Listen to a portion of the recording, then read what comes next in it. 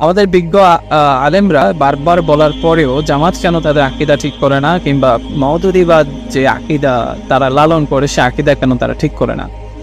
আর জামাতের যে লোকেরা, অর্থাৎ জামাত যারা করে, তারা কি এতই বোকা যে তাদের আকীদা এত ভুল থাকার পরেও তারা এত বছর ধরে আমাদের কওমি ভাইরা, বিশেষ করে কওমি ভাইরা এবং আমাদের আহলে হাদিসের কিছু ভাই আছেন, ওনারা এতবার বলার পরেও জামাত কেন তাদের আকীদা ঠিক করে না, জামাত কেন তাদের আকীদা সহিহ করে না?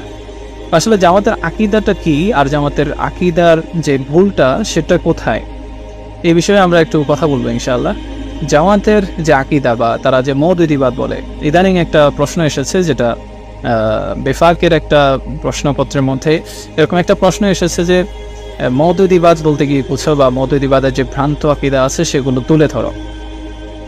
অর্থাৎ মওদুদিবাদকে তারা মনে করে যে ভ্রান্ত আকীদা, ভ্রান্ত বিশ্বাস। মওদুদি একটা আকীদা, বা মওদুদি রহমতুল্লাহ আলাইহি একটা আকীদা লালন করে গেছেন এবং সেটা তিনি প্রচার করেছেন, এবং সেই আকীদাই মূলত জামাত লালন করে, এবং এই আকীদাটা তাদের দৃষ্টিতে হচ্ছে সম্পূর্ণ ভ্রান্ত। এখন জামাতের কি আকীদা এবং মওদুদি রহমতুল্লাহ আলাইহির কি আকীদা ছিল, এবং মওদুদির ব্যাপারে জামাতের কি ধারণা, মওদুদি রহমতুল্লাহ আলাইহিকে জামাত আসলে কি মনে করে? আকীদার ইমাম মনে করে, ফিকার ইমাম মনে করে, নাকি জাস্ট একজন সাধারণ নেতা মনে করে, একটা ইসলামী আন্দোলনের নেতা মনে করে? তো এই বিষয়টা আমরা একটু যদি খুঁজতে যাই, আমাদেরকে দেখতে হবে যে জামাতের আকীদাটা আসলে কি। এটা যদি পরিষ্কার করতে হয় তাহলে জামাতের আকীদা খুঁজতে হবে, জামাতের আকীদার মধ্যে কি কি লেখা আছে, কি কি ভ্রান্ত লেখা আছে। জামাতের আকীদা আমরা কোথায় পাবো? জামাতের আকীদা কিন্তু আমরা আহলে হাদিস ভাইদের সিলেবাসের মধ্যে পাবো না, কিংবা আমাদের বেফাকের সিলেবাসের মধ্যে জামাতের আকীদা পাবো না। জামাতের আকীদা পেতে হলে আমাদেরকে জামাতের গঠনতন্ত্রে যেতে হবে। তো জামাতের গঠনতন্ত্রে যদি আমরা যাই, জামাতের গঠনতন্ত্রের 2 নম্বর ধারায় জামাতের ঈমান এবং আকীদা নামে একটি অধ্যায় আছে, একটি অংশ আছে 2 নম্বর ধারায়, সেটা বর্ণিত আছে গঠনতন্ত্রের 8 নম্বর পৃষ্ঠায়। তো সেখানে জামাত স্পষ্টভাবে তাদের ঈমান আকীদা উল্লেখ করেছেন। আমি জাস্ট পড়ে শোনাচ্ছি যে জামাতের ঈমান আকীদা, এটা খুব বড় আকারে লেখা হয়েছে এবং ব্যাখ্যা সহ লেখা হয়েছে। আমি জাস্ট মেইন পয়েন্টটা তুলে ধরছি, যে এখানে বলা হচ্ছে যে কোরআন এবং সহিহ হাদিসে নির্দেশিত ঈমান আকীদাই জামাত ইসলামের অনুসারীগণ পোষণ করিয়া থাকেন, যাহার মূল কথা হইল লা ইলাহা ইল্লাল্লাহ মুহাম্মাদুর রাসূলুল্লাহ, অর্থাৎ আল্লাহ তাআলা ব্যতীত কোনো ইলাহ নেই, মুহাম্মদ সাল্লাল্লাহু আলাইহি ওয়াসাল্লাম আল্লাহ তাআলার রাসূল। এটাই হচ্ছে জামাতের আকীদা। তো এই কালেমা তাইয়্যিবার উপর ভিত্তি করে এখানে ব্যাখ্যা দেওয়া হয়েছে। যেহেতু কালেমা তাইয়্যিবার মধ্যে 2টা অংশ আছে, একটা হচ্ছে লা ইলাহা ইল্লাল্লাহ আর একটা হচ্ছে মুহাম্মাদুর রাসূলুল্লাহ। লা ইলাহা ইল্লাল্লাহর ব্যাখ্যা দেওয়া হয়েছে 6টি পয়েন্টে, এবং মুহাম্মাদুর রাসূলুল্লাহ সাল্লাল্লাহু আলাইহি ওয়াসাল্লাম এটার ব্যাখ্যা দেওয়া হয়েছে 7টি পয়েন্টে, এবং বিস্তারিতভাবেই তুলে ধরা হয়েছে। তো এই বিস্তারিতটা এখন বলা সম্ভব না। এটার মূল কথা সেটা হচ্ছে যে কোরআন এবং সহিহ হাদিসে বর্ণিত যে আকীদা, যে ঈমান, সেটাই জামাতের আকীদা ঈমান। তাহলে কোরআন এবং সহিহ হাদিসে বর্ণিত ঈমান আকীদা যদি ভুল হয়, ভ্রান্ত হয়, তাহলে জামাতের আকীদা ভুল। আর কোরআন হাদিসে বর্ণিত আকীদা যদি সহিহ হয়, তাহলে জামাতের আকীদা সহিহ।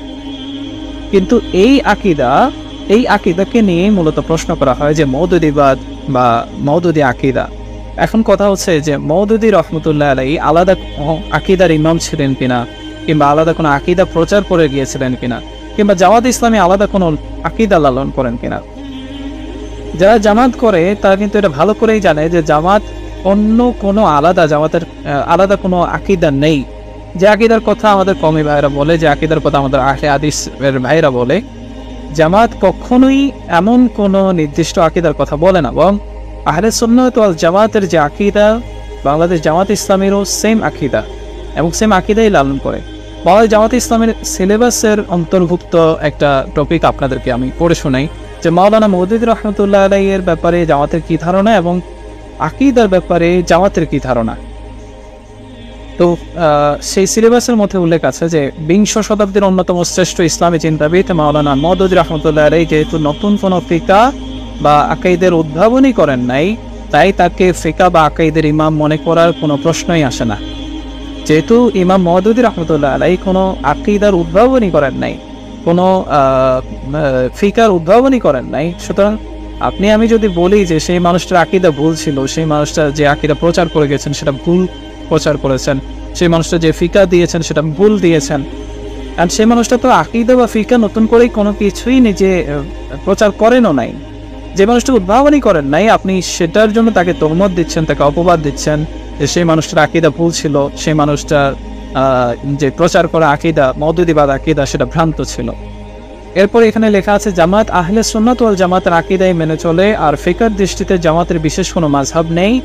যারা জামাতে শরীক হন তারা চার মাযহাবের যে কোনো মাযহাবের অথবা আহলে হাদিসেরও অনুসরণ করতে পারেন।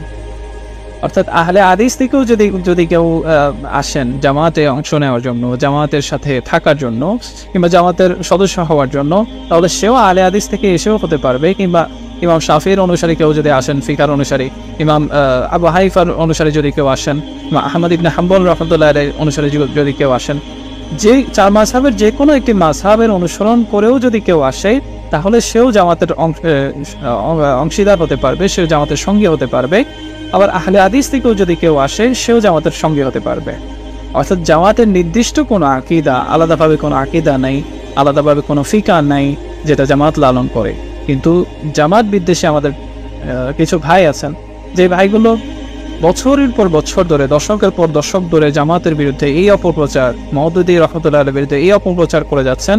জামাতের ভ্রান্ত আকীদা, জামাতের ভুল বিশ্বাস, জামাতের মওদুদীবাদ বা এই সমস্ত ভ্রান্ত আকীদার কথা বলে মানুষদেরকে জামাত থেকে দূরে রাখার চেষ্টা করে যাচ্ছেন। আমি ভাইদের উদ্দেশ্যে বলবো, জামাত যে আকীদা লালন করে সেটা তো আমি আপনাদের সামনে বললাম। এছাড়া আপনি যদি ব্যাখ্যা সহ যদি পড়তে চান, জামাতের গঠনতন্ত্র নেন, জামাতের গঠনতন্ত্রের মধ্যে 2 নং ধারায় জামাতের ঈমান ও আকীদা বিষয়ক টপিক আছে, সেখান থেকে আপনি পড়ে নেন। সেখান থেকে আপনি বলেন যে জামাতের কোন আকীদাটা ভুল। আপনি তো একটা মানুষকে এমনি এমনি বলতে পারেন না যে মানুষটা খারাপ। আপনি যদি কোনো একটা মানুষকে খারাপ বলেন, সেই মানুষটার কোন দিকটা খারাপ, সেই মানুষটার যে দিকটা খারাপ সেই দিকটা আপনি তুলে ধরতে হবে। আপনি বলেন যে মওদুদিবাদ আকীদা খারাপ, কিন্তু মওদুদিবাদ আকীদা আসলে কোনটা এটা জামাতের মানুষটাই জানে না যে মওদুদি আকীদা আবার কোনটা। এটা জামাতের মানুষটাই জানে না, কিন্তু আপনারা জানেন যে মওদুদি আকীদা অন্য একটা আছে। তো জামাত যে আকীদা লালন করে, জামাত আকীদা লালন করে হচ্ছে কোরআন এবং সহিহ হাদিসে বর্ণিত যে ঈমান আকীদা, সেটাই হচ্ছে জামাতের আকীদা। আহলে সুন্নাত ওয়াল জামাতের যে আকীদা, সেটাই জামাতের আকীদা। এখন এই আকীদা যদি ভুল হয়, বাংলাদেশের প্রত্যেকটা মানুষের এই আকীদা ভুল। এই আকীদা যদি ভুল হয়, কোরআন হাদিস ভুল। এই আকীদা যদি ভুল হয়, হ্যাঁ জামাতের আকীদা ভুল। কারণ কোরআন হাদিসের আকীদাকে যদি আপনি ভুল বলেন, জামাতের আকীদাকে যদি আপনি ভুল বলেন, তাহলে ইনডাইরেক্টলি আপনি এটা বলতেছেন যে কোরআন হাদিসে বর্ণিত ঈমান আকীদা ভুল। জামাতে ইসলামী মওদুদী রাহমাতুল্লাহ আলাইহি কি মনে করে? জামাতে ইসলামী মওদুদী রাহমাতুল্লাহ আলাইহির ব্যাপারে জামাতের বক্তব্য হচ্ছে, মাওলানা মওদুদী রাহমাতুল্লাহ আলাইহিকে জামাত 20 শতাব্দীর ইসলামী আন্দোলনের মহান নেতা হিসেবে শ্রদ্ধা করলেও ফিকহ বা আকীদার ইমাম মনে করে না। শুধুমাত্র 20 শতাব্দীর একজন শ্রেষ্ঠ মহান নেতা হিসেবে জামাত মনে করে, যে ইসলামী আন্দোলনের একজন নেতা হিসেবে মনে করে সৈয়দ আবুল আলা মওদুদী রাহমাতুল্লাহ আলাইহিকে।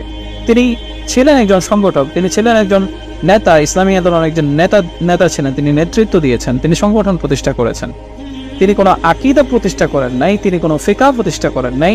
সুতরাং ওনার আকীদা ভ্রান্ত, ওনার ফিকহ ভ্রান্ত, এমন কথা বলার তো সুযোগটাই থাকছে না। যে মানুষটা কোনোদিন আকীদার উদ্ভাবনই করেন নাই, আপনি বলতেছেন ওই মানুষটার আকীদা ভুল, ওই মানুষটার আকীদা ভ্রান্ত। এটা মিথ্যা তহমত, মিথ্যা অপবাদ ছাড়া আর কিছুই না।